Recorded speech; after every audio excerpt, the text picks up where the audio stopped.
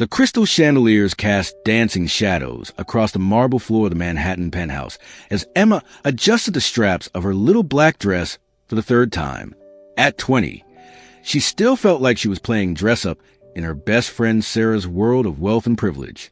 Tonight's charity gala was just another reminder of how different their lives were, despite their unbreakable bond since childhood. "Stop fidgeting," Sarah laughed, appearing beside her with 2 glasses of champagne. "You look absolutely stunning. Every man in this room is going to want you." Emma's cheeks flushed pink as she accepted the glass, the bubbles tickling her nose. "I don't belong here, Sarah. These people, they're in a completely different league." "Nonsense. You're brilliant, beautiful, and you have more heart than anyone in this room.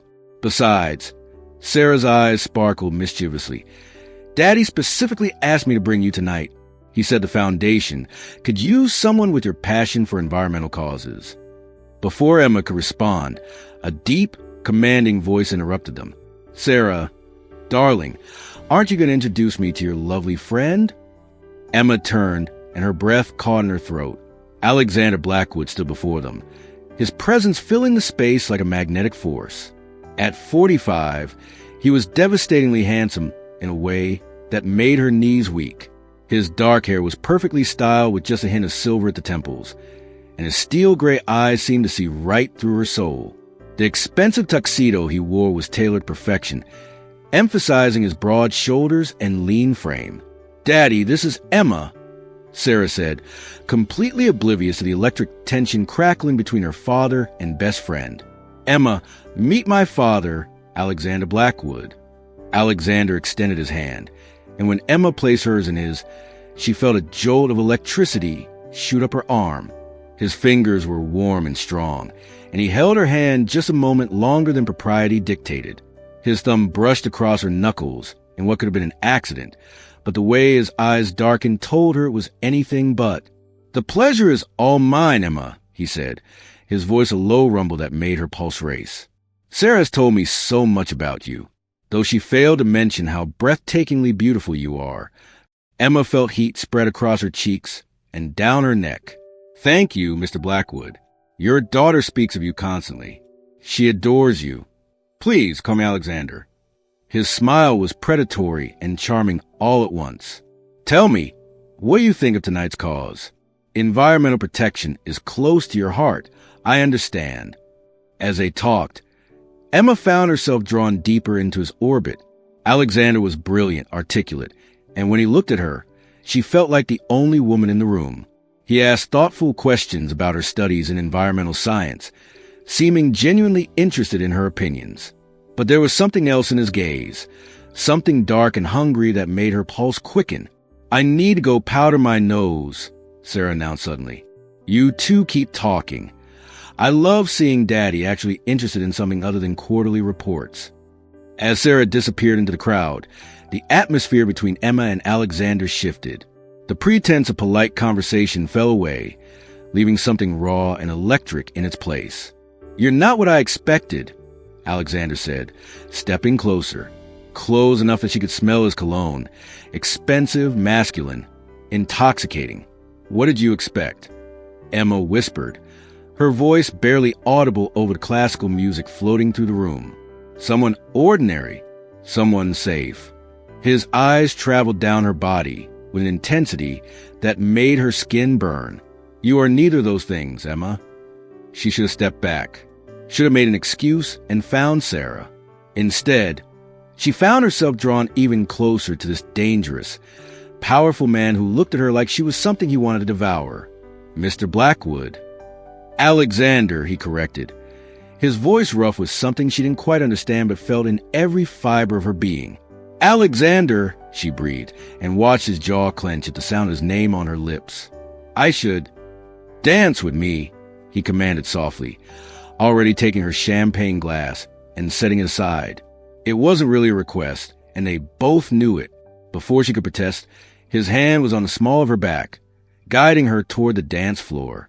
The moment they were in his arms, Emma knew she was in trouble. Deep, dangerous trouble. Alexander pulled her close. Closer than was appropriate for a father dancing with his daughter's friend. His hand burned to the thin fabric of her dress, And when she looked up into his eyes, she saw her own desire reflected back at her, magnified tenfold. "This is wrong," she whispered as they swayed to the music. Their bodies pressed together in a way that was making her dizzy with want. "The wrongest things often feel the most right," he murmured against her ear, his breath hot against her skin. "Tell me you don't feel it, Emma. Tell me I'm imagining this fire between us." She couldn't, because she did feel it, this consuming, terrifying attraction that threatened to burn them both alive. Every rational thought in her head screamed that this was her best friend's father, a man 25 years her senior, completely off limits. But her body didn't care about logic. Her body wanted his hands on her, wanted to know what those perfectly sculpted lips would feel like against hers. "I can't," she admitted, her voice breaking. "I can't tell you that because it wouldn't be true." His grip on her tightened, possessive and claiming. "Then don't fight it, beautiful. Some things are inevitable." The song ended, but neither of them moved apart. They stood there in the middle of the dance floor, lost in each other, while the world spun around them. Emma was vaguely aware that people might be watching, might be talking, but she couldn't bring herself to care. All that mattered was a man holding her like she was precious, looking at her like she was the answer to every question he'd ever asked. "Alexander, there you are." A woman's voice cut through their bubble, sharp and demanding. "The Hendersons are looking for you." Alexander's jaw tightened with irritation as he was forced to step back from Emma. The spell was broken, but the heat in his eyes promised this was far from over. "Of course," he said smoothly, his businessman's mask sliding back into place. But his eyes never left Emma's face. "Thank you for the dance, Emma. I hope we'll have the opportunity to continue our conversation soon." The way he said conversation made it clear he wasn't talking about environmental policy, and Emma felt another rush of heat flood her system. As Alexander was pulled away by the demanding socialite, Emma stood frozen on the dance floor, her entire world shifted off its axis. She pressed trembling fingers to her lips, still feeling the phantom touch of his breath against her skin. "There you are." Sarah appeared at her side, slightly breathless. "I've been looking everywhere for you. How was talking to Daddy? Boring, right? He can be so intense about business." Emma forced a smile, hoping her friend couldn't see how shaken she was. "He's very interesting. We talked about the Foundation's environmental initiatives." "Ugh, of course you did. Come on, let's go get some of those amazing chocolate truffles before they're all gone." As Sarah dragged her away, Emma couldn't resist one last glance over her shoulder.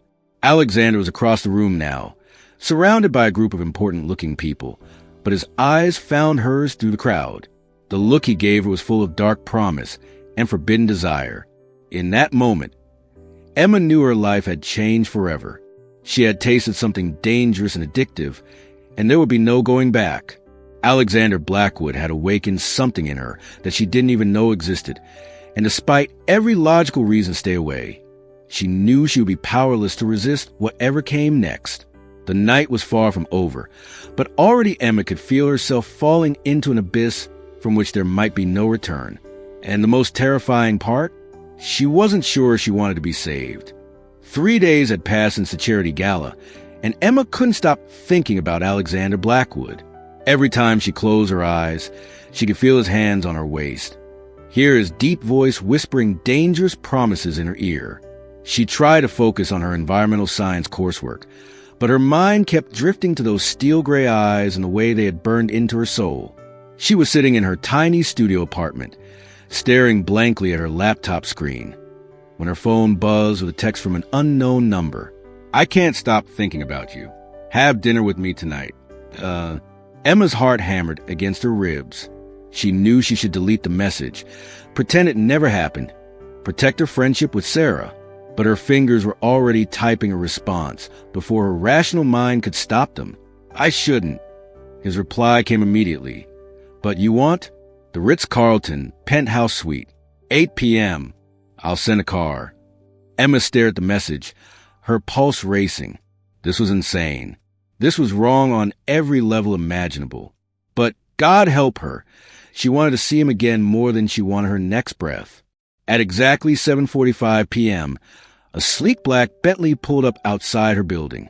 The driver, immaculately dressed in a crisp uniform, opened the door for her without a word. Emma slid into the leather interior, feeling completely out of her element but impossibly excited. The ride to the Ritz-Carlton was a blur of city lights and nervous anticipation. When the elevator reached the penthouse level, Emma's hands were trembling as she knocked on the door. Alexander opened himself, and the sight of him made her mouth go dry. Gone was the formal tuxedo from the gala. Instead, he wore dark jeans that hugged his lean frame and a white button-down shirt with the sleeves rolled up, revealing strong forearms. His hair was slightly mussed, as if he'd been running his fingers through it, and there was something almost vulnerable in his expression. "Emma," he breathed, her name a prayer on his lips. "I wasn't sure you'd come." "I almost didn't," she admitted, stepping into the most luxurious space she'd ever seen. The penthouse was a study in masculine elegance. Floor-to-ceiling windows offering a breathtaking view of the Manhattan skyline, modern furniture that probably cost more than her yearly tuition, and fresh white orchids arranged throughout the space. "But you did," he said softly, closing the door behind her. "That tells me everything I need to know." Emma turned to face him, her breath catching at the intensity in his gaze. "Alexander, we need to talk about what happened at the gala. Whatever this is, it's complicated." "The best things usually are," he replied, moving closer. "Are you hungry? I had my chef prepare something special." As if on cue, a man in pristine whites appeared from what must have been the kitchen, wheeling a cart laden with silver-covered dishes. The aromas that escaped made Emma's mouth water. She'd been too nervous to eat all day. "Mr. Blackwood, everything is ready as requested," the chef said with slight French accent. "Shall I serve?" "Thank you, Henri. That will be all for tonight." Henri disappeared as quietly as he had appeared, leaving them alone.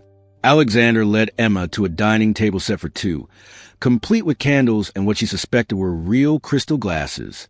"This is incredible," Emma whispered, looking out at the glittering city below.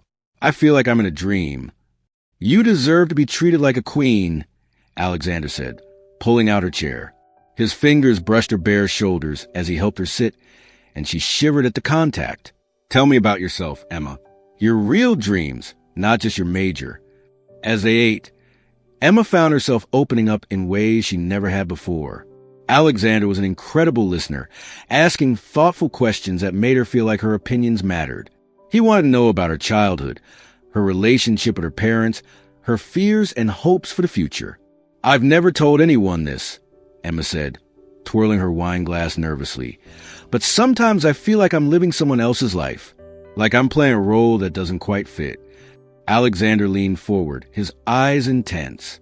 "What would fit? If you could have anything, be anything, what would you choose?" "I'd travel the world, documenting environmental changes, making documentaries that actually make people care about saving the planet." She laughed self-consciously. "It sounds naive, doesn't it? Thinking I could actually make a difference." "It sounds passionate. Passionate people change the world, Emma." His hand covered hers on the table, his thumb tracing circles over her knuckles. "I could make that happen for you. I have connections in media, environmental organizations, funding sources that could turn your dreams into reality." Emma's breath caught. "Alexander, I couldn't ask you to." "You're not asking. I'm offering." His grip on her hand tightened. "Do you have any idea what you've done to me? I haven't been able to concentrate on anything since I met you. You've turned my entire world upside down." Standing abruptly, Alexander moved to the windows, his hands braced against the glass as he stared out at the city below. Emma could see the tension in his shoulders, the way his muscles strained against his shirt. "I built an empire," he said quietly. "I have more money than I could spend in 10 lifetimes, more power than most people can imagine. But I've never felt as alive as I did when I was holding you in my arms 3 nights ago." Emma stood and walked to him, her heart pounding so hard she was sure he could hear it. "Alexander." He turned to face her, and the raw need in his eyes took her breath away. "I know this is wrong. I know I'm old enough to be your father, that you're Sarah's best friend, that I could destroy your reputation just by being seen with you." His hand cupped her face with infinite tenderness. "But I can't stay away from you, Emma. I've tried and I can't." Then don't, she whispered, leaning into his touch.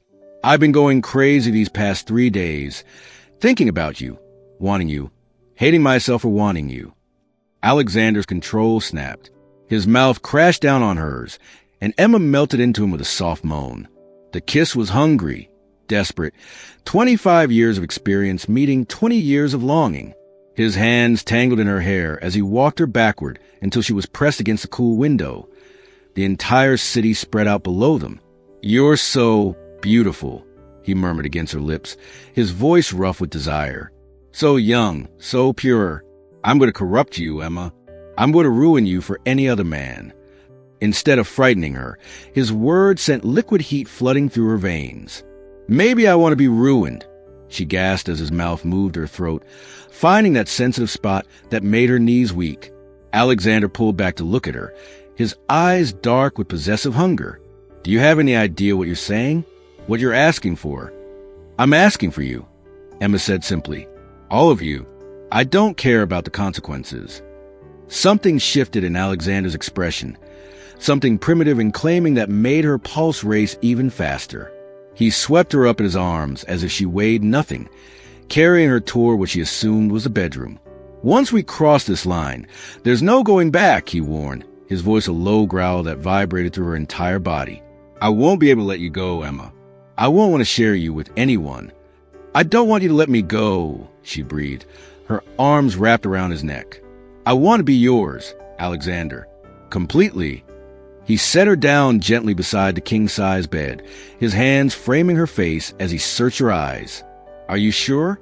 Because once I make you mine, that's exactly what you'll be. Mine. In every way that matters. Emma's answer was to pull his mouth down to hers, kissing him with all the passion and need that had been building inside her since their first dance.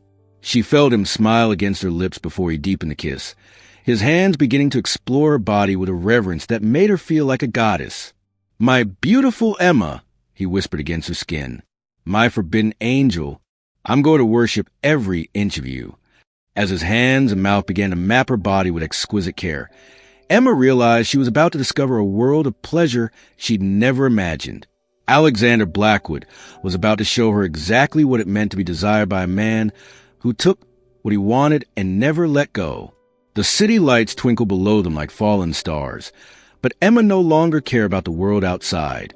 Her universe had narrowed to this room, this bed, and the man who was about to claim her heart, body, and soul. She was about to learn that some sins were worth the fall from grace. Emma woke to the sensation of silk sheets against her bare skin and warm sunlight streaming through floor-to-ceiling windows. For a moment, she was disoriented, her mind struggling to piece together where she was. Then she felt the weight of a strong arm around her waist and remembered everything. Alexander. The night before came flooding back in vivid detail. His hands on her skin, his mouth worshiping every inch of her body, the way he had made her feel things she never knew were possible. She had given herself to him completely, holding nothing back, and had claimed her with a passion that had left them both breathless and trembling. She turned carefully in his arms, not wanting to wake him, and studied his sleeping face. In sleep, he looked younger, the hard lines of power and responsibility softened. His dark hair was tousled, and there was a slight smile playing at the corners of his mouth. He looked like a man who had gotten exactly what he wanted. "Good morning, beautiful," he murmured without opening his eyes, his voice rough with sleep, his arm tightened around her, pulling her closer against his warm body. "How did you sleep?" "Better than I have in years," Emma admitted, her cheeks flushing at the memory of how thoroughly he had exhausted her. "Alexander, about last night." "Was perfect," he interrupted, finally opening his eyes to look at her. The intensity in his gaze made her breath catch. "You were perfect, more than I ever imagined, and I have a very vivid imagination." His hand traced the curve of her face, his thumb brushing over her slightly swollen lips. "Do you have any regrets, Emma? Any second thoughts about what we've done?" Emma searched her heart for guilt, for shame, for any of the emotions she knew she should be feeling. Instead, all she found was a deep satisfaction and a hunger for more of what he'd shown her. "No regrets," she whispered, pressing a soft kiss to his palm. "But I'm scared, Alexander. What happens now? How do we navigate this when your daughter is my best friend? A shadow crossed his face, and Emma saw the businessman emerge as he considered the complications they faced. We'll figure it out, he said finally. I'm not giving you up, Emma. Not now that I've had you. You're mine now, completely and utterly mine. The possessiveness in his voice should have alarmed her, but instead it sent heat spiraling through her body. She had never been claimed so thoroughly by anyone. Never felt so desired and wanted. Show me, she breathed, her body already responding to his nearness. Show me I'm yours. Alexander's eyes darkened with hunger, and he rolled her onto her back, his mouth claiming hers in a kiss that was both tender and demanding. His hands roamed her body with the confidence of a man who now knew every secret place that made her moan and arch beneath him. My Emma, he murmured against her throat, his voice thick with desire. My beautiful, responsive Emma, do you feel what you do to me? How hard you make me just with a look. She could indeed feel his arousal pressing against her thigh, and she marveled at how powerful it made her feel to affect this strong, controlled man so completely. Last night he had been gentle with her, careful of her inexperience, but now there was a different energy between them, raw, more primal. I want to learn everything. Emma gasped as his mouth found that sensitive spot behind her ear. I want you to teach me how to please you the way you please me. Alexander groaned, his control visibly fraying at her words. Careful what you wish for, Angel. I have 25 years of experience, and fantasies I want to fulfill with you. Then fulfill them, she challenged, surprising herself with her boldness. I'm not fragile, Alexander. I won't break. Something snapped in him at her words. His mouth crashed down on hers with renewed hunger, and Emma felt herself being swept away by the storm of his passion. He worshipped her body with his hands and mouth, showing her pleasures she had never imagined, pushing her to heights that left her crying out his name. When he finally joined them together again, it was with a desperation that spoke of his deep need for her. Emma wrapped herself around him, meeting his passion with her own, no longer the shy innocent from the night before, but a woman awakening to her own power and desires. Mine, he growled against her ear as they moved together. Say it, Emma. Tell me you're mine. Yours, she gasped, her nails digging into his shoulders. Only yours, always yours. Afterwards, they lay tangled together, their breathing slowly returning to normal. Emma traced patterns on Alexander's chest, marveling at how right this felt despite how wrong she knew it was. I have to go, she said reluctantly, glancing at the clock on the nightstand. Sarah's expecting me for lunch, and if I'm late, she'll start asking questions. Alexander's arms tightened around her. Cancel. I can't. She'll know something's wrong. Emma sat up, looking around for her clothes. This is going to be harder than I thought. How am I supposed to look her, and I knowing what we've done? Alexander sat up as well, his expression serious. Emma, look at me. When she did, he cupped her face in his hands. What we have isn't wrong. Complicated. Yes. Forbidden by society standards, absolutely. But wrong? No. I've never felt anything as right as what we shared last night. But Sarah doesn't need to know. Not yet. Not until we figure out how to handle this. His thumb stroked over her cheekbones. I know I'm asking a lot of you. I know keeping secrets goes against your nature. But I need time, Emma. Time to find a way to make this work without destroying the relationships that matter to you. Emma nodded, though her heart was heavy with the weight of deception. How will we see each other? When can I see you again? Alexander smiled, the expression transforming his face. Let me worry about that. I didn't become a billionaire by accepting limitations. He pulled her close for another kiss. Trust me, beautiful. I'll find ways to see you that won't raise suspicions. As if to prove his point, his phone buzzed with text. He read it quickly, then smiled with satisfaction. Perfect timing. I have a business dinner tomorrow night that I'll need to leave early from. Sarah will be there with some college friends. You'll develop a sudden migraine and need to go home. My driver will be waiting. Emma stared at him in amazement. You planned this already? I plan everything, Emma. It's how I stay ahead of the game. His expression grew serious. But I want you to understand something. I'm not playing games with you. This isn't some midlife crisis or a conquest to add to my collection. You've gotten under my skin in a way no woman ever has. The sincerity in his voice made her chest tight with emotion. Alexander, I know it's too soon to say it, too complicated to feel it, but I'm falling in love with you, Emma. Hard and fast and completely out of control. He kissed her softly, and that terrifies me more than any business deal I've ever made. Emma's heart swelled at his confession, even as her mind reeled with the implications. I'm falling for you too, she admitted. And you're right, it terrifies me. But I can't stop, Alexander. I don't want to stop. Then we'll figure out together, he promised, holding her close. I'll protect you, Emma, from the scandal, from anyone who would hurt you because of our relationship. I have enough power and influence to shield you from most of it.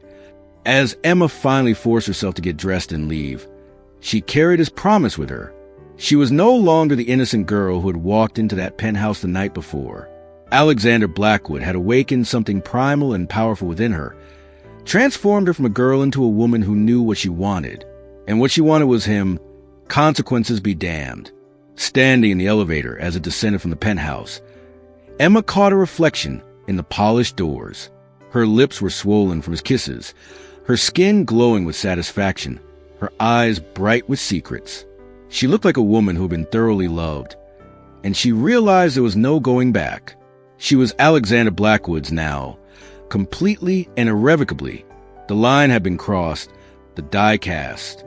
Whatever came next, she would face it as his woman, carrying the memory of his touch and the promise of more forbidden nights to come. The elevator opened onto the lobby, and Emma walked out into the bright Manhattan morning. Her life forever changed. She had tasted forbidden fruit, and now she was addicted to its sweetness. 3 weeks had passed since Emma first surrendered herself to Alexander, and their secret affair had become an intoxicating dance of stolen moments and hidden desires. Every day brought new challenges and creative solutions as Alexander used his vast resources to orchestrate their clandestine meetings. Emma was sitting in her advanced environmental policy class when her phone vibrated with a text from an unknown number. Blue Tiffany box on your doorstep. Wear what's inside tonight. Car at 7. Her pulse quickened as she tried to concentrate on the professor's lecture about carbon emission standards, but her mind was already racing with anticipation.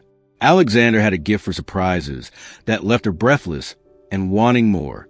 When she arrived home to her tiny studio apartment, there was indeed an elegant blue box waiting by her door. Inside, nestled in tissue paper, was the most beautiful lingerie set she had ever seen. Black lace and silk that probably cost more than her monthly rent, along with a simple black dress that would look modest to any observer but felt sinfully expensive against her skin. A small card was tucked inside. For my angel who's learning to embrace her darker side, you're going to look exquisite tonight. Your devoted Alexander.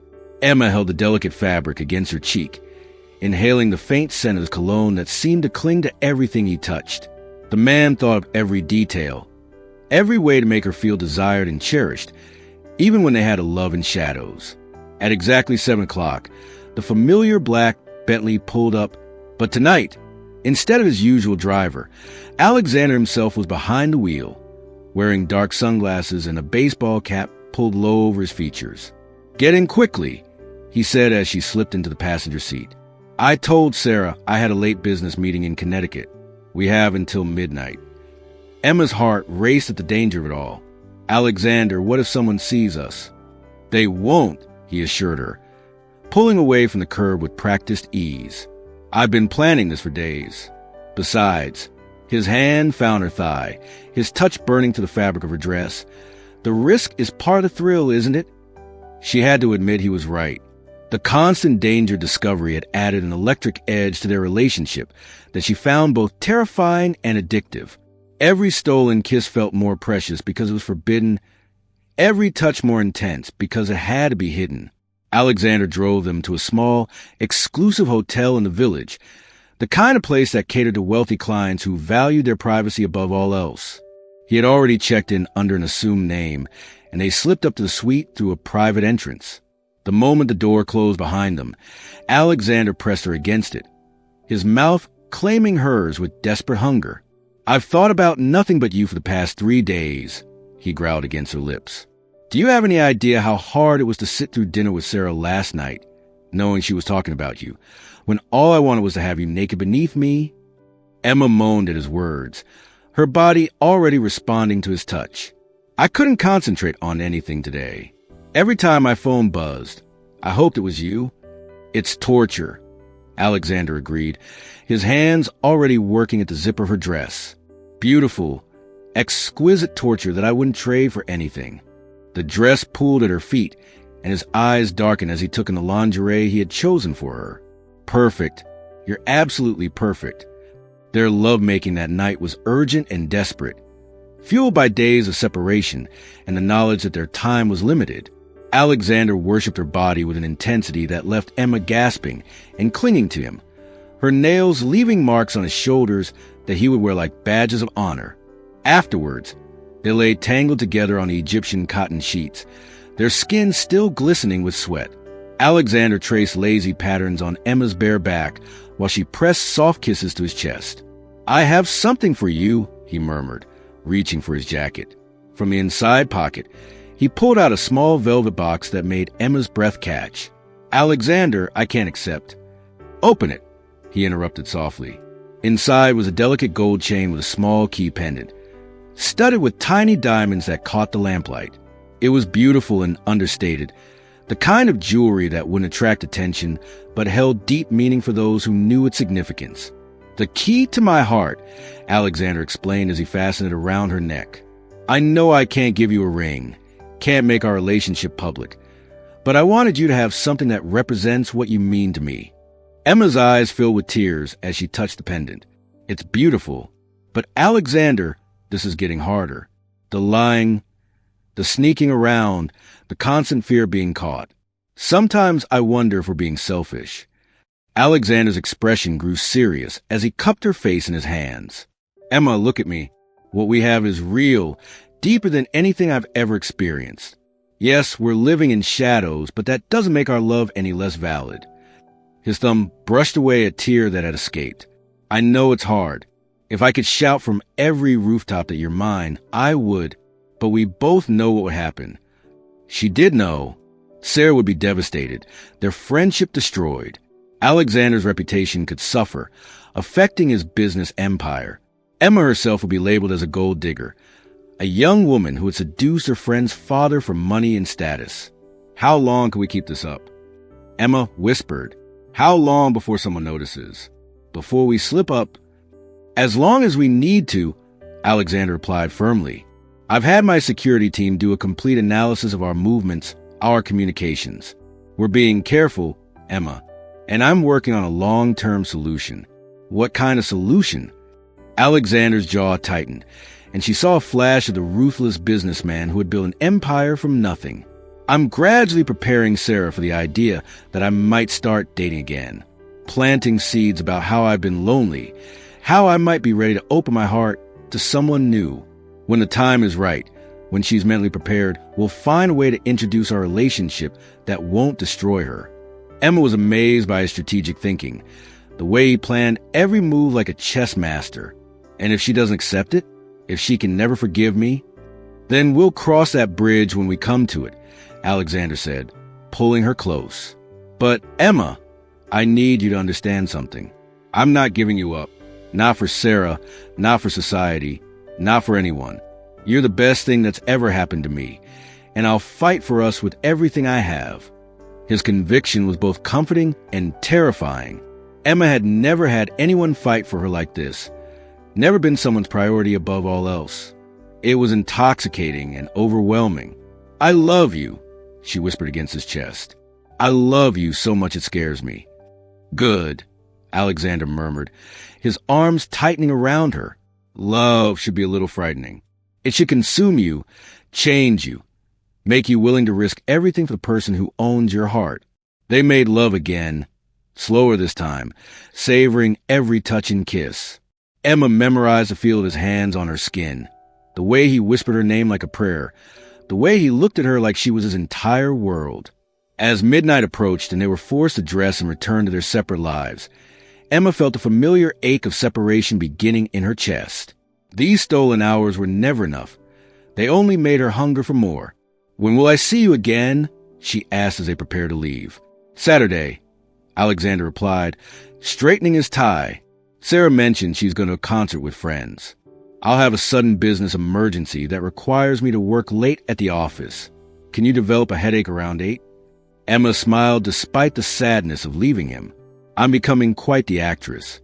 "Just for a little while longer," Alexander promised, kissing her softly.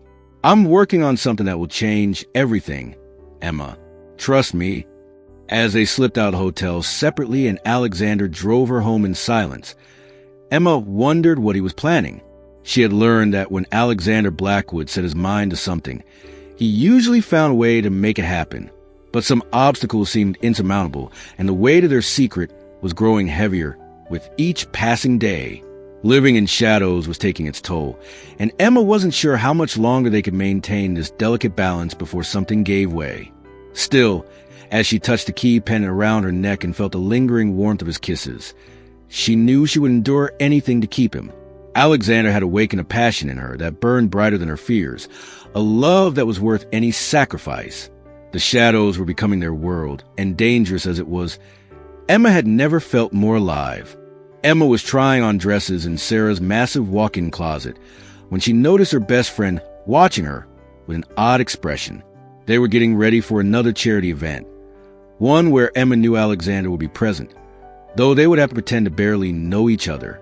"That necklace is gorgeous," Sarah said suddenly, her eyes fixed on the delicate gold chain with the key pendant that Emma never took off anymore.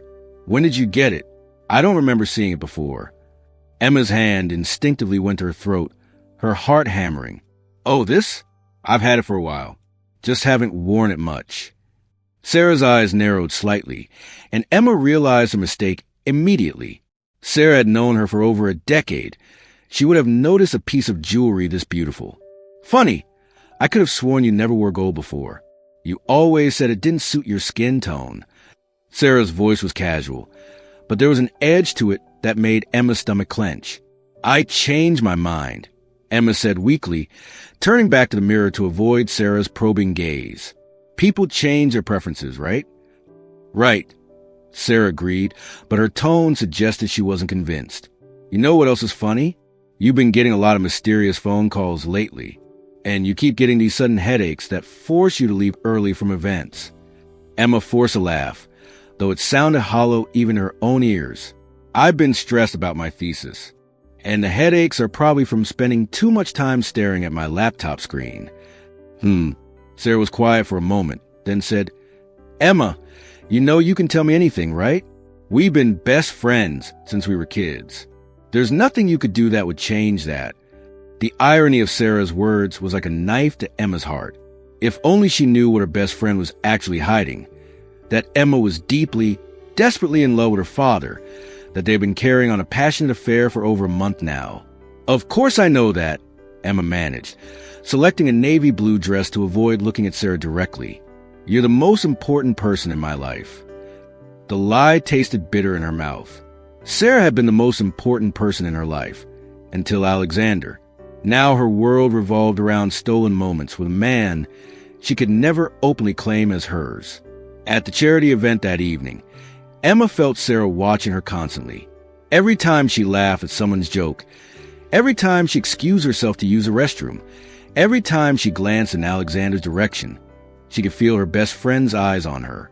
The torture reached its peak when Alexander approached them during cocktail hour, looking devastatingly handsome in his perfectly tailored tuxedo. "Sarah, darling," he said, kissing his daughter's cheek, "you look beautiful tonight." And Emma, his eyes met hers briefly, and she saw the hunger he was fighting to hide. "Lovely as always."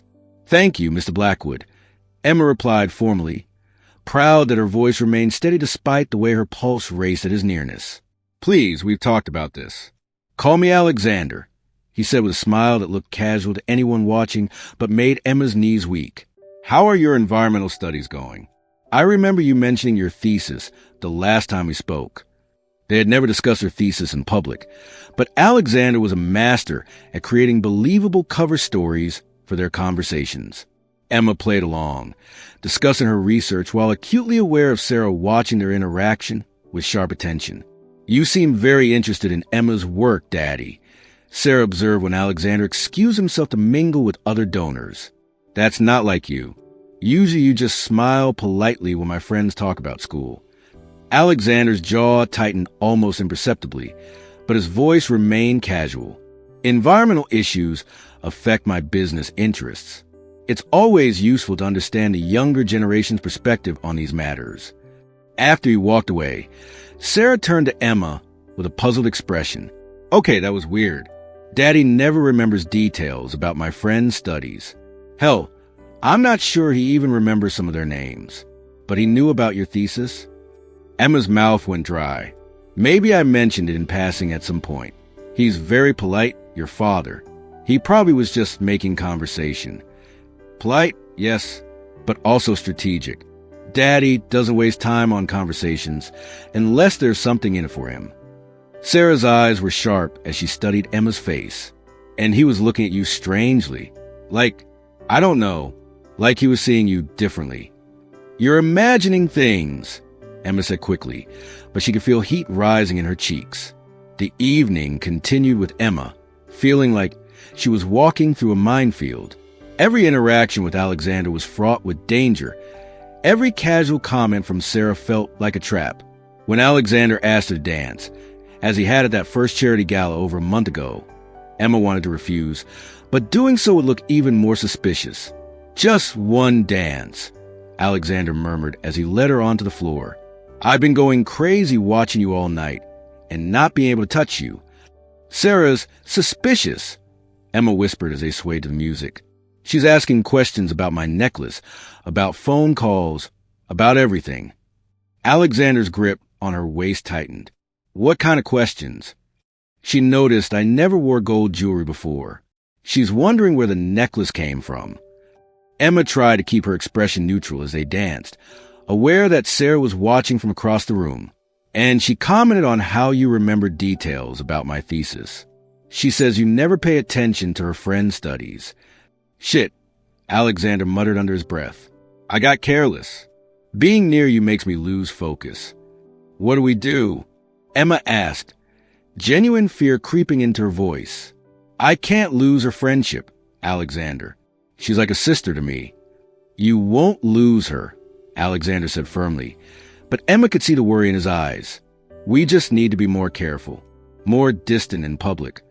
The thought of being even more distant from him was almost unbearable, but Emma nodded. As the song ended, Alexander released her with obvious reluctance. Thank you for the dance, Emma, he said formally. Enjoy the rest of your evening. But as they walked back towards Sarah, Emma noticed her friend's expression had grown even more thoughtful. And when Sarah linked arms with her, Emma felt her best friend's body tense with suspicion. The ride home in Sarah's car was torture. Sarah kept glancing at Emma sideways, clearly wanted to say something, but holding back. Finally, as they pulled up to Emma's building, Sarah turned in her seat to face her directly. Emma, I need to ask you something, and I want you to be completely honest with me. Emma's heart stopped. Okay, are you seeing someone? Someone you're not telling me about. Relief flooded through Emma, so quickly she almost laughed. If only it were that simple. Why would you think that? Because you're different. You're, I don't know, glowing, like someone who's in love and trying to hide it. Sarah's eyes were gentle but probing. The mysterious phone calls, the expensive jewelry, the way you keep disappearing. It all adds up to a secret relationship. Emma realized this was her chance to throw Sarah off the scent, while staying as close to the truth as possible. You're very perceptive, she said carefully. I knew it. Sarah's face lit up with excitement. Who is he? Why are you keeping him a secret? Is he married? Oh, God, Emma, please tell me you're not having an affair with a married man. He's not married, Emma said truthfully, but it's complicated. He's older, and there are reasons why we have to keep it quiet for now. How much older? Sarah's excitement dimmed slightly. Emma, you're not involved with one of your professors, are you? That could ruin your academic career. No, not a professor. Emma was amazed at how easy it was to lie, when she was mixing truth with deception. "Sarah, please don't push this. I promise I'll tell you everything when I can, but right now I just need you to trust me." Sarah studied her friend's face for a long moment, then sighed. "Okay, I don't like secrets between us, but I can see this is important to you. Just be careful, Emma. Older men can be manipulative. They have experience that young women like us don't, and they know how to use it." If only Sarah knew just how experienced and manipulative the man in question could be, and that he was her own father. "I will be careful," Emma promised, hating herself for the lie. "Thank you for understanding." As Emma climbed the stairs to her apartment, she felt sick with the weight of her deception. Sarah's trust and concern only made her betrayal feel worse. Her best friend was worried about her, trying to protect her, all while Emma was sleeping with the most important person in Sarah's life. Her phone buzzed with a text from Alexander. "We need to be more careful. Sarah's getting suspicious. No contact for a few days while things cool down." Emma stared at the message, feeling tears sting her eyes. Even a few days without seeing him felt impossible, but she knew he was right. They had gotten careless, drunk on their passion and the thrill of their secret affair. But as she lay in bed that night, touching the key pendant around her neck, Emma wondered how long they could keep this up. The walls were closing around them, and sooner or later, their house of cards was going to come tumbling down. The question was whether their love would survive the inevitable crash.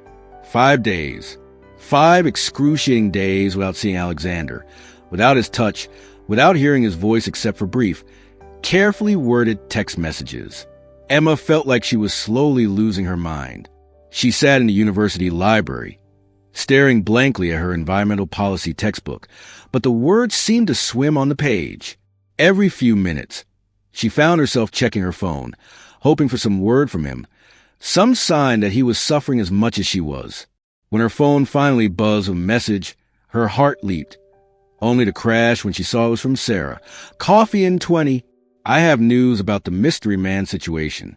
Emma's blood ran cold. What did Sarah know? Had she figured something out? With trembling fingers, Emma typed back, "Sure, meet you at our usual spot." 20 minutes later, Emma sat across from Sarah at their favorite coffee shop, trying to look casual while her stomach churned with anxiety. "So," Sarah said, leaning forward conspiratorially, "I've been thinking about your secret older man, and I think I know who it might be." Emma's coffee cup froze halfway to her lips. "What?" "Professor Harrison from your environmental ethics class. He's cute for an older guy, single, and I've seen the way he looks at you during your presentations." Sarah's eyes sparkled with satisfaction at her detective work. "Am I right?" Relief flooded through Emma so powerfully she almost laughed. "Sarah, I knew it. That's why you've been so secretive. Student-teacher relationships are tricky, but honestly, Emma, you're both adults.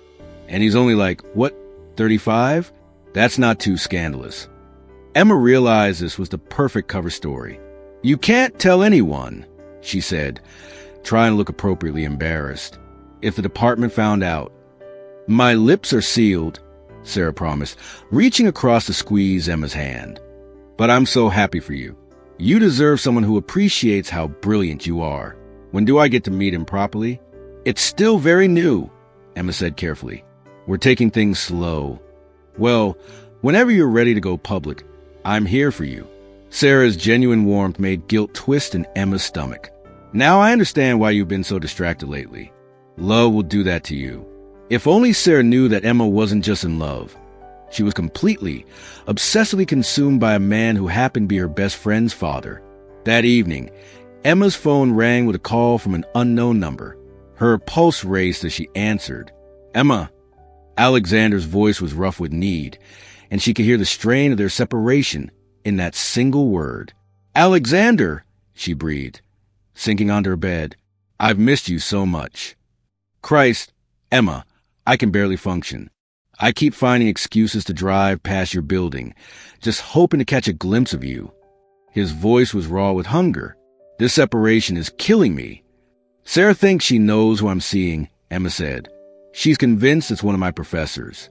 I let her believe it." "Good. That should buy us some time." There was a pause.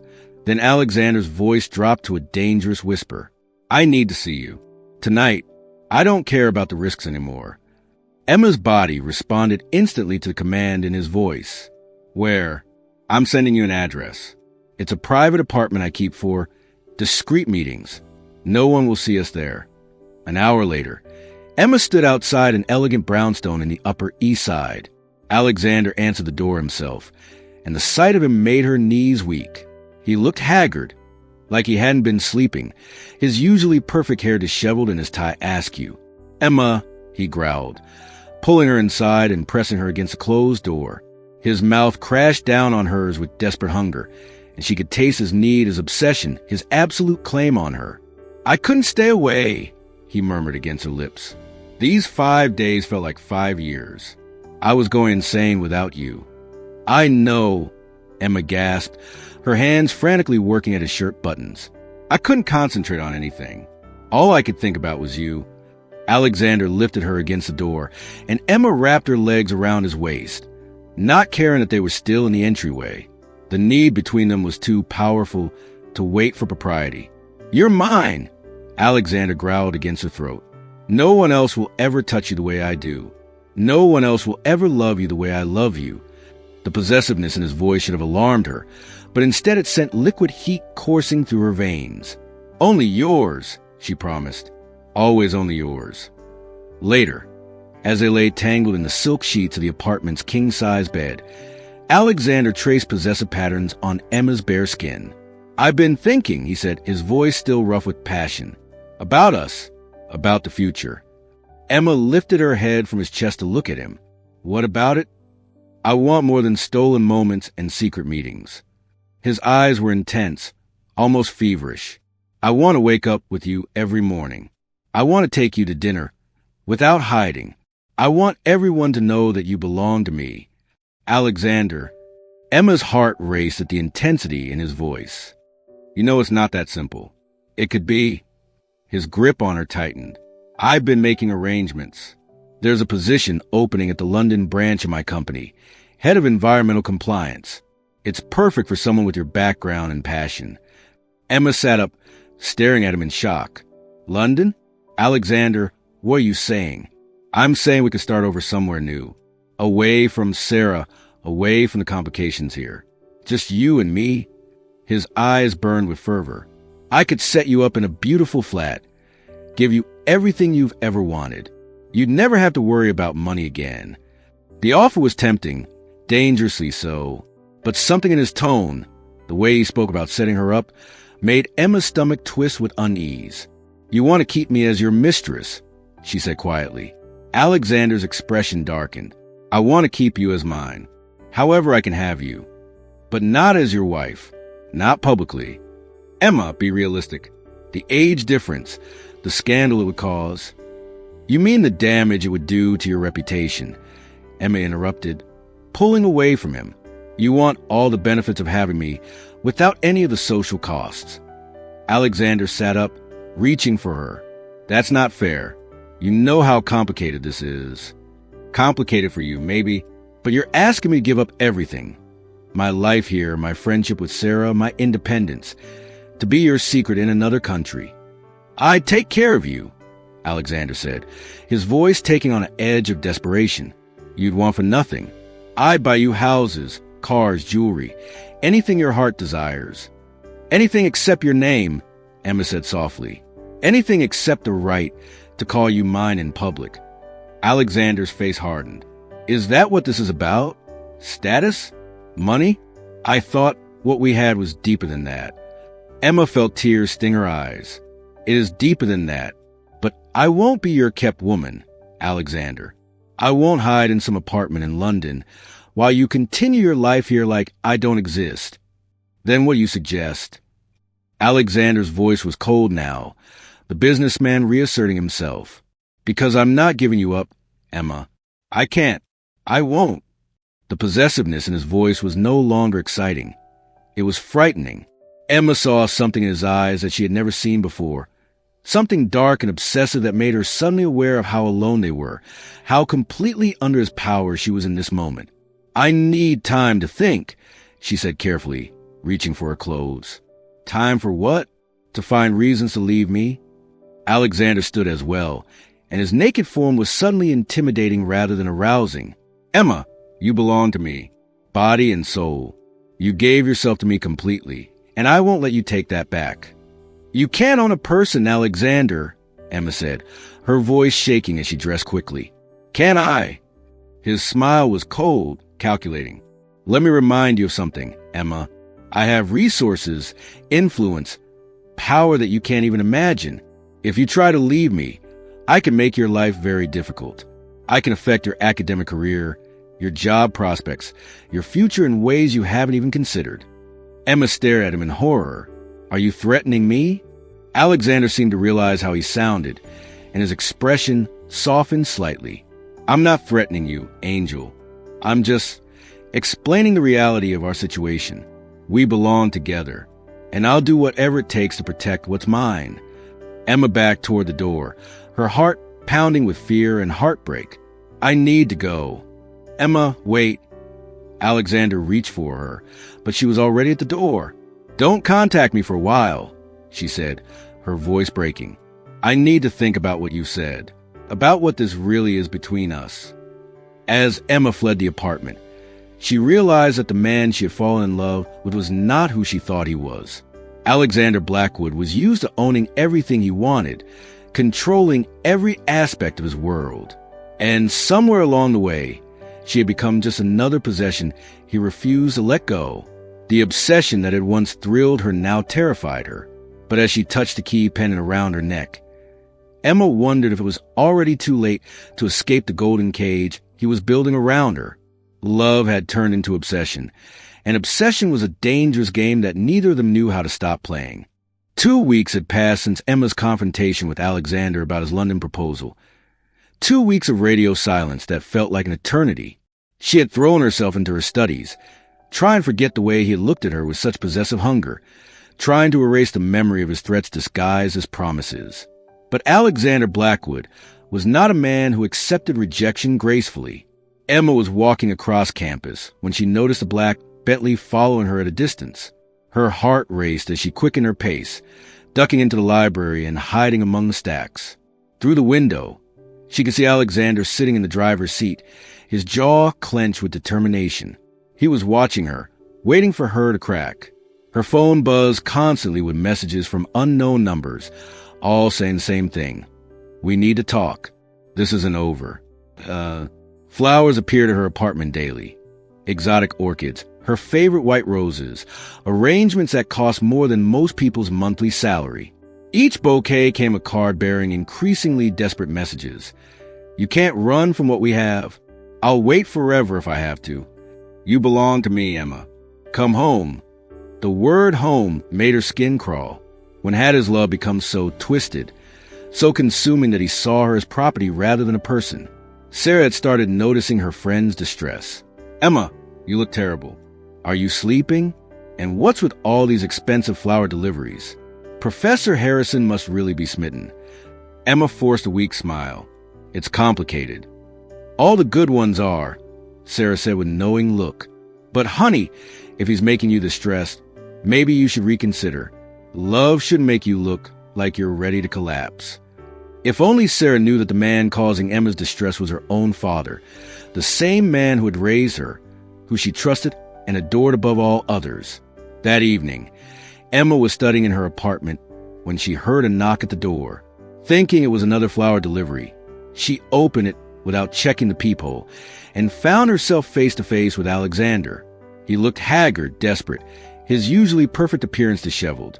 His expensive suit was wrinkled, his hair unkempt, and there was something wild in his steel-gray eyes that made Emma step backward in alarm. We need to talk, he said, pushing past her into the apartment before she could protest. Alexander, you can't be here. What if someone sees you? Emma's voice was shaking as she closed the door, her heart hammering against her ribs. I don't care anymore, he said, turning to face her with an intensity that was both thrilling and terrifying. 2 weeks, Emma. 2 weeks without seeing you, hearing your voice, touching you. I'm losing my mind. That was the point, Emma said, trying to keep her voice steady. We needed space to think clearly about what this relationship really is. I know exactly what it is, Alexander growled, stepping closer. It's everything. You're everything to me, and I won't let you throw it away because you're scared. I'm not scared of us, Alexander. I'm scared of what you become, what we've become. Emma backed against the kitchen counter, feeling trapped. The threats, the stalking, the obsessive behavior. This isn't love anymore. It's the deepest love you'll ever know, Alexander said, his voice dropping to a dangerous whisper. I would burn the world down for you, Emma. I would destroy anyone who tried to take you from me. Before Emma could respond, they both froze at the sound of a key turning in the lock. Emma's blood turned to ice as she realized what was happening. Sarah had a spare key, and she was coming for an unannounced visit, probably to check on her stressed-out friend. Hide, Emma whispered frantically to Alexander, but it was too late. The door swung open, and Sarah walked in carrying takeout bags and calling out, Surprise! I brought Thai food and wine, because you've been looking so miserable lately, and I thought. Sarah's voice died mid-sentence as she saw her father standing in Emma's tiny kitchen, looking guilty and trapped. For a moment, the three of them just stared at each other in stunned silence, the weight of the secret finally crashing down around them. Daddy! Sarah's voice was small, confused, like a child who had walked in on something she couldn't understand. What are you doing here? Alexander opened his mouth, but no words came out. How could he possibly explain his presence in Emma's apartment at 9 o'clock at night? Looking disheveled and desperate, Sarah's gaze moved between her father and her best friend. Taking in Emma's flushed face, Alexander's wrinkled clothes, the charged atmosphere in the small space. Emma watched in horror as understanding began to dawn in Sarah's eyes. Oh my God, Sarah whispered, the takeout bag slipping from her nerveless fingers to crash onto the floor. Oh my God, no. Please tell me this isn't what it looks like. Sarah, Emma started, but Sarah held up a trembling hand to stop her. How long? Sarah's voice was barely audible, but it cut through the silence like a blade. How long has this been going on? Neither Alexander nor Emma answered, but their silence was confession enough. The charity gala, Sarah said, her voice growing stronger, more horrified with each realization. That's when it started, wasn't it? I saw the way you looked at each other, but I told myself I was imagining things. God, I was so stupid. Tears began streaming down Sarah's face as the full scope of their betrayal hit her. The necklace, the mysterious phone calls, the older man you couldn't tell me about. It was him. It was my father. Sarah, please let me explain. Emma took a step toward her friend, but Sarah recoiled as if Emma's touch would burn her. Explain what? How you been screwing my father behind my back. How you been lying to me for months. Sarah's voice cracked with pain and fury. I trusted you. I told you everything. Shared everything with you. You were like a sister to me. You are like a sister to me, Emma said desperately. That's why this has been so hard. Hard for you? Sarah laughed bitterly. You think this has been hard for you? Try finding out that your best friend and your father have been carrying on a sick affair right under your nose. Try realizing that every conversation we've had, every moment we've shared, has been built on lies. Alexander finally found his voice. Sarah, sweetheart, I know how this looks, but what Emma and I have. Don't. Sarah's voice was ice cold as she turned to face her father. Don't you dare try to justify this to me. She's my age, Daddy. She's young enough to be your daughter, and she was my friend first. I never meant for this to happen, Alexander said, his composure finally cracking. I tried to stay away from her, tried to deny what I was feeling, but you couldn't keep it in your pants long enough to consider how this would affect me? Sarah's words were vicious, designed to wound. Did you even think about me at all? Did either of you consider for 1 second how this betrayal would destroy me? Emma felt like she was drowning in guilt and shame. Sarah, I'm so sorry. I never wanted to hurt you.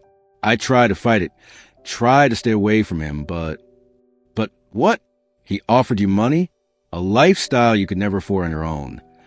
Sarah's eyes blazed with fury. Is that what this is about, Emma? Did you seduce my father for his wealth? It's not like that, Emma protested, tears streaming down her face. I love him.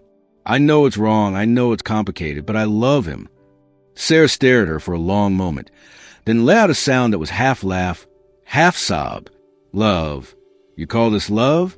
You destroyed our friendship, betrayed my trust, and carried on an affair with my father, and you call it love? Sarah. Alexander stepped forward, but Sarah whirled on him with such fury that he stopped in his tracks. And you? My own father. The man who raised me, who taught me about trust and honesty and doing the right thing.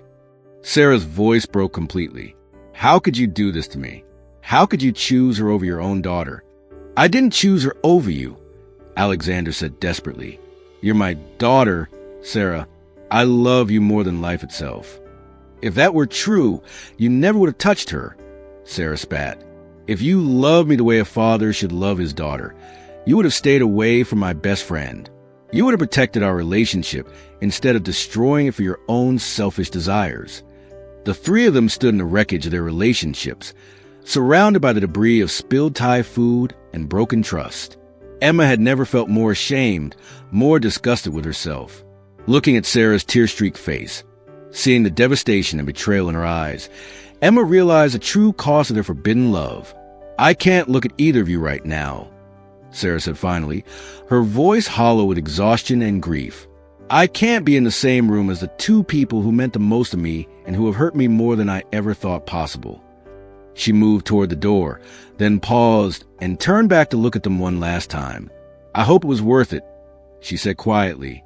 I hope whatever you found in each other's arms was worth destroying everything we had, because you've lost me forever, both of you. The door slammed behind her with a finality that echoed in the sudden silence of the apartment. Emma and Alexander stood frozen, staring at the closed door, the weight of what they had lost settling over them like a suffocating blanket. Sarah, Emma whispered, but there was no one left to hear her except the man whose obsessive love had cost him everything.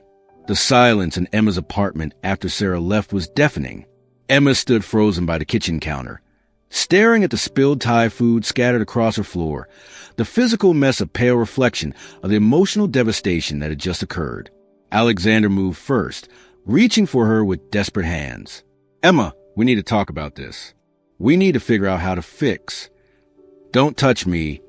Emma's voice was barely a whisper, but the pain in it stopped Alexander cold.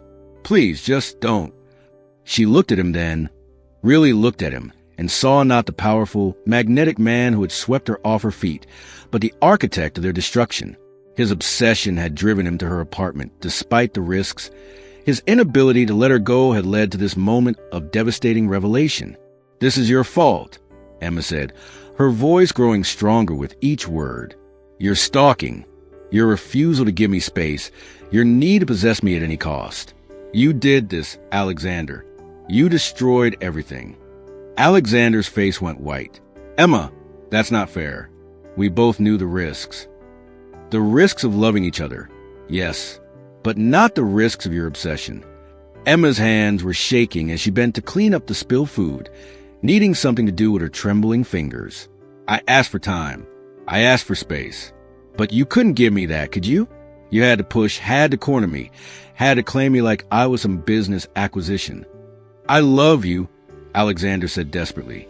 Everything I did was because I love you too much to let you go. That's not love, Alexander. That's possession. And now Sarah. Emma's voice broke completely.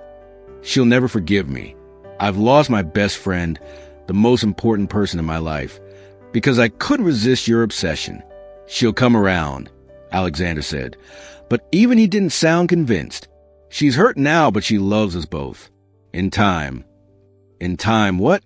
She'll accept that her father is having an affair with her best friend? That we both lied to her for months.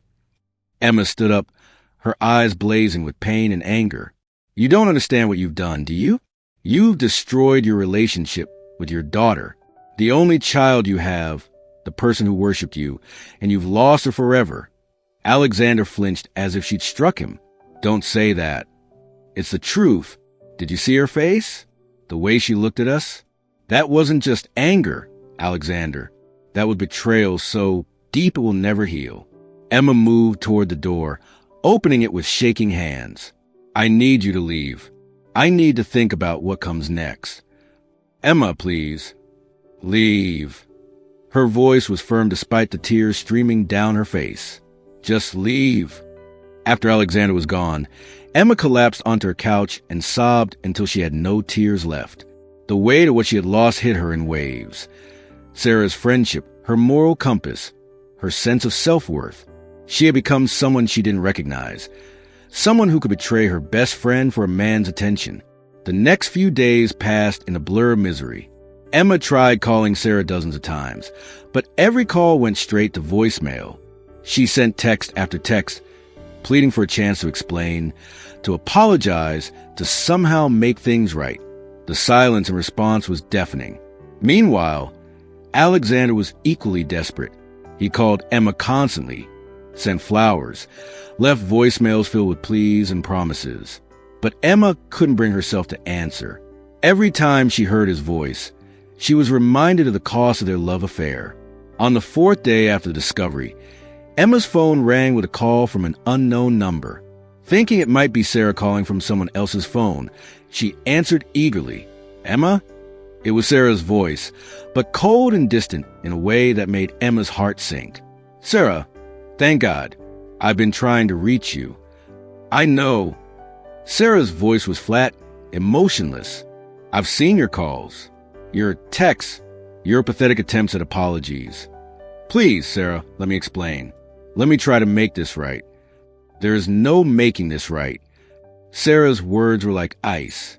You slept with my father, Emma. You looked me in the eye for months and lied to me while you were screwing the most important person in my life.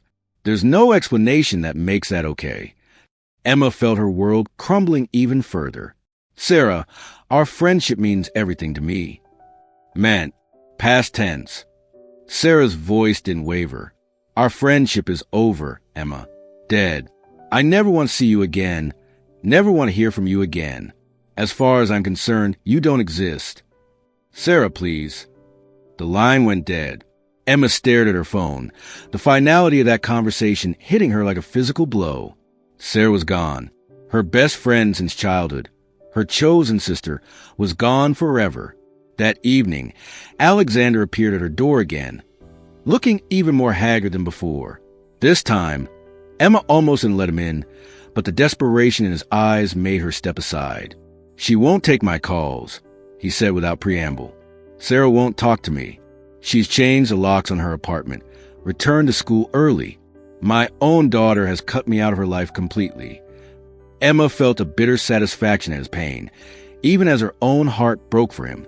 What did you expect, Alexander? That she'd be happy for us?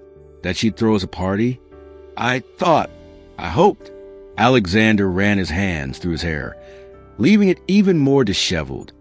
I've lost her, Emma. I've lost my daughter. We've both lost her, Emma said quietly. And we've lost each other too. Alexander's head snapped up. What do you mean? I mean this has to end. Us, this affair, this obsession has destroyed everything good in both our lives. Emma's voice was steady now, resolved. I can't do this anymore, Alexander. The cost is too high. Emma, no. Alexander moved toward her, but she held up a hand to stop him. You can't leave me now. Not when we need each other most. Need each other? Or need to cling to what we have left because we've lost everything else? Emma shook her head. This relationship was built on secrets and lies, Alexander. And look where it's led us. We've hurt the person we both love most in the world. But I love you, Alexander said desperately. I love you more than I've ever loved anyone. More than is sane or reasonable or safe. I know, Emma whispered, tears starting to fall again. And I love you too. But love isn't enough when it destroys everything around it. Love isn't enough when it turns into obsession. Alexander's face crumpled. Emma, please. I'll change. I'll be better. I'll give you all the space you need. It's too late for that. Emma's voice was gentle but firm. The damage is done, Alexander. Sarah will never forgive either of us, and I can't live with that. I can't be happy knowing that our love cost her everything. So you're choosing her over me? even though she'll never forgive you anyway. I'm not choosing her over you. I'm choosing to try to live with myself. Emma moved to the window, looking out at the city lights. Maybe someday she'll forgive me. Maybe not, but at least I'll know I tried to do the right thing, even if it's too late. Alexander was quiet for a long moment, then said, "If you leave me, I'll have nothing left. No daughter, no love, nothing. You'll have your business, your money, your power, the things you had before me. They mean nothing without you," Alexander said, his voice breaking. "Emma, you are my everything, my reason for breathing. If you leave me, I don't know what I'll do." The raw desperation in his voice almost broke her resolve, but Emma forced herself to stay strong.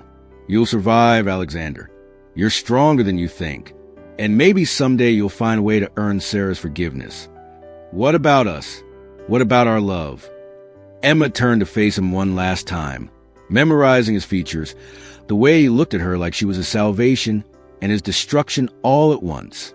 "Our love will always be beautiful and terrible and impossible," she said softly. "But it can't exist in the real world without destroying the people around us. And I won't be responsible for any more destruction." Alexander stared at her for a long moment, then nodded slowly. "So this is goodbye?" "This is goodbye," Emma confirmed, her heart shattering with each word. Alexander walked to the door, then paused with his hand on the handle. "I won't stop loving you, Emma. Even if I never see you again, even if you move on and find someone else, even if you forget me completely, I will love you until the day I die." "I know," Emma whispered, "and I'll never stop loving you either. But sometimes love means letting go."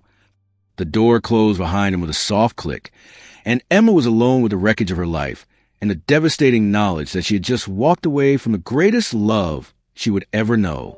6 months had passed since Emma walked away from Alexander. 6 months of trying to rebuild her life from the ashes of their forbidden love.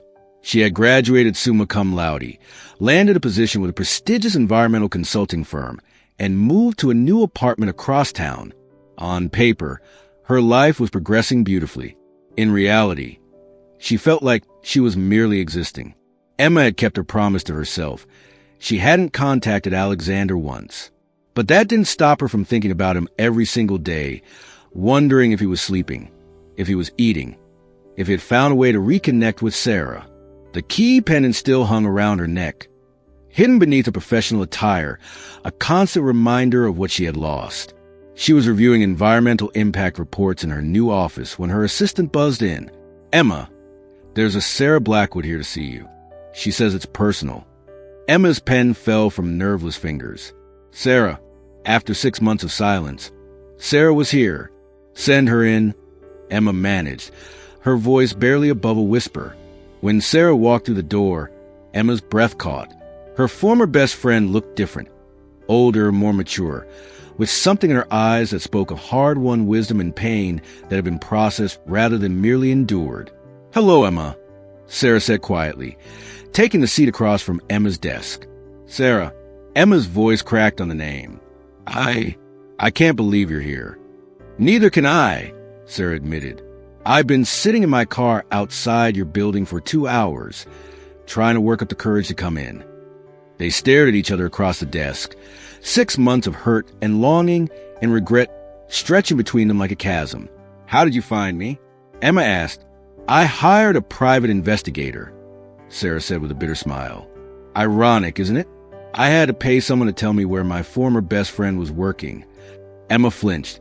"Sarah, I'm so sorry." "Don't." Sarah held up a hand.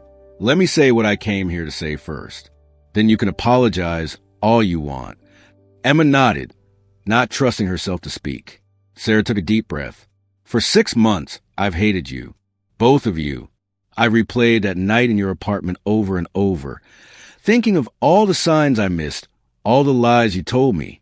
I convinced myself that you had seduced my father for his money, that you had betrayed our friendship for material gain." Each word was like a knife to Emma's heart, but she forced herself to listen. "I cut Daddy out of my life completely. Wouldn't take his calls, return his letters unopened, change my name at school so he couldn't find me." Sarah's voice was steady, but Emma could see tears gathering in her eyes. I wanted him to suffer the way I was suffering. I wanted both of you to know what it felt like to lose everything. Sarah, Emma's voice broke. But then last week, something happened that changed everything. Sarah leaned forward, her expression intense. I was in a coffee shop near campus when I overheard two women talking about their professor, a distinguished older man who had been having an affair with a young student.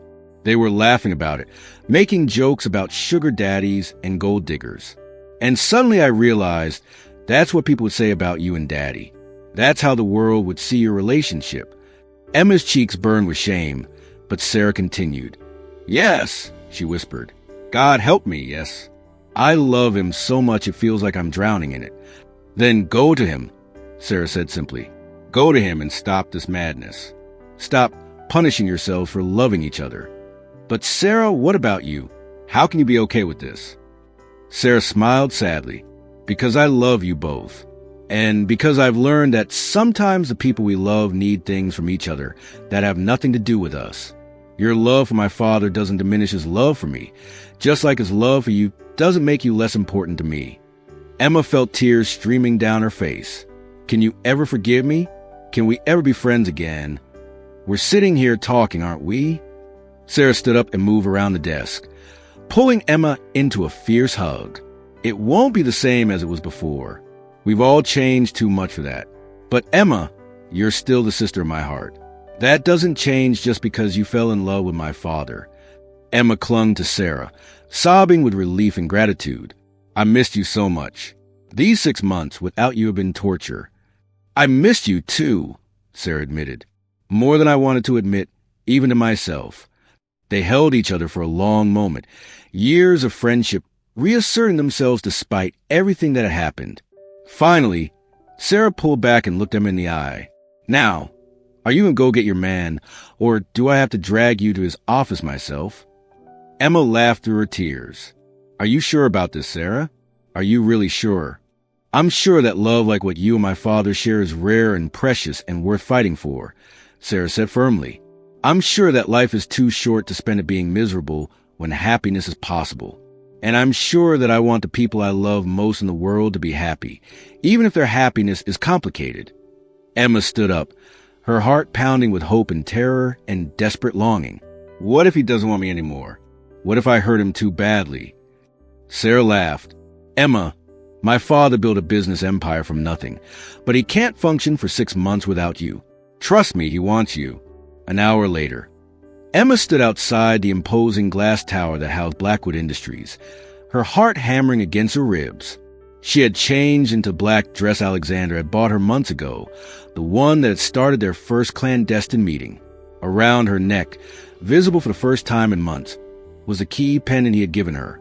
The security guard recognized her from her previous visits and waved her through to the private elevator that led to Alexander's penthouse office. As the elevator climbed higher and higher, Emma felt like she was ascending toward her destiny. The doors opened onto the familiar reception area, but Alexander's assistant looked up with surprise. Miss Emma?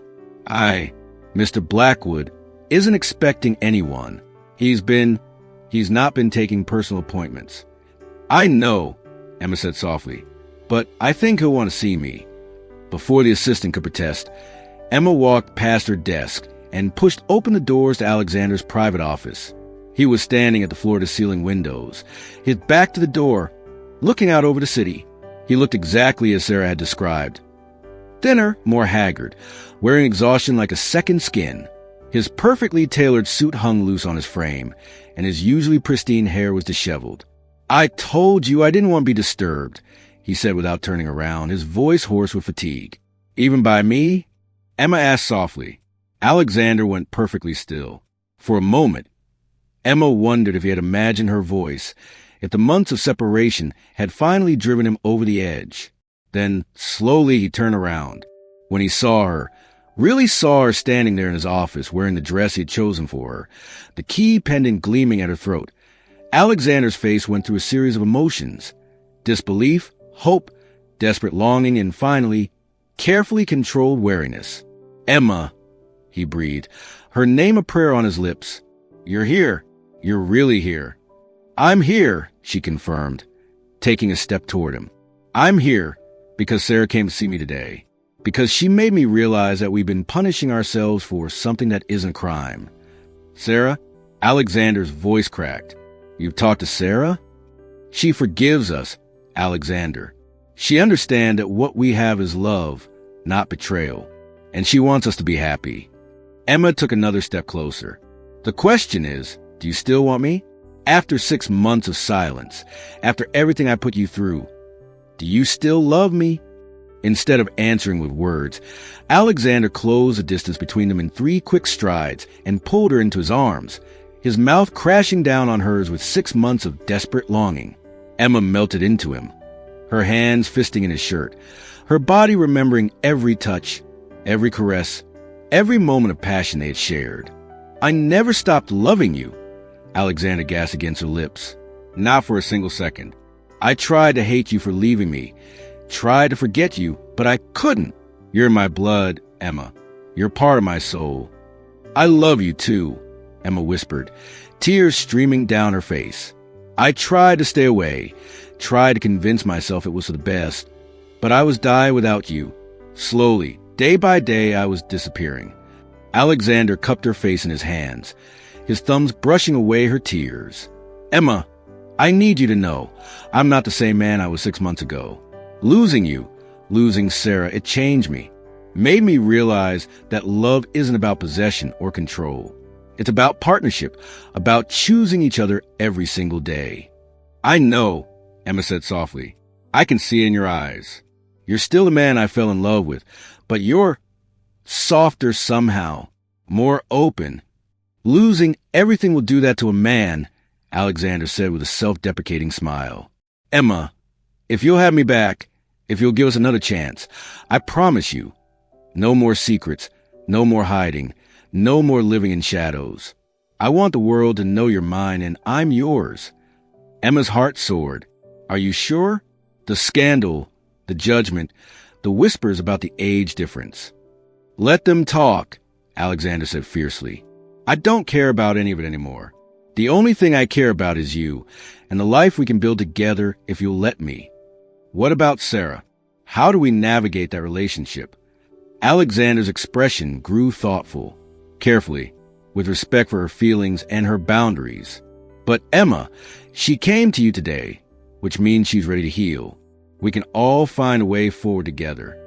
Emma looked into his eyes and saw not the obsessive, possessive man who had tried to control her, but a mature man who had learned from his mistakes and was ready to love her the way she deserved to be loved. Yes, she whispered. Yes to all of it. Yes to you. Yes to us. Yes to whatever comes next. Alexander's smile was like the sun coming out after a long winter. He kissed her again, deep and sweet and full of promise, and Emma felt her world shifting back into place. I have something for you, Alexander said, reaching into his desk drawer. He pulled out a small velvet box that made Emma's breath catch. Alexander. Open it, he said softly. Inside was a ring unlike anything Emma had ever seen. A stunning emerald surrounded by diamonds, clearly antique and obviously priceless.